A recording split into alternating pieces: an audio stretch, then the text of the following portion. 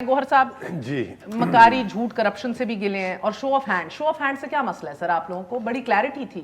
देखें पहले मकारी की बात हुई है, झूठ की बात हुई है और मतलब बड़ी हैरान कन सूरत-ए-हाल है। मैं तो खुद फर्स्ट टाइम मेंबर बना हूँ कौमी असम्बली का और जो पहले ज़िमनी इलेक्शन हुए थे अल्हम्दुलिल्लाह उसमें कामयाब हुआ। जब पीटीआई की तोती बोल रही थी तो उस वक्त अल्लाह ताला ने इज़्ज़त दी।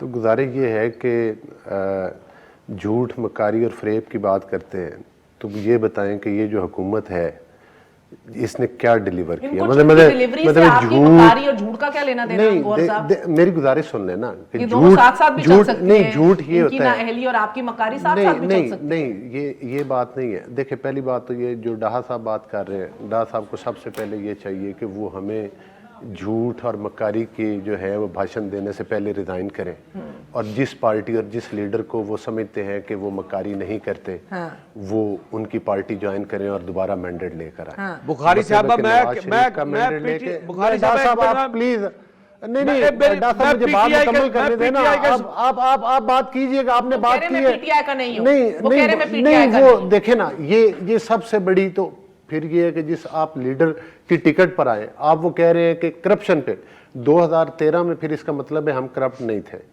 2013 में ये बने, फिर उसके बाद 2018 के इलेक्शन में इन्होंने टिकट ली, फिर भी हम करप्ट नहीं थे।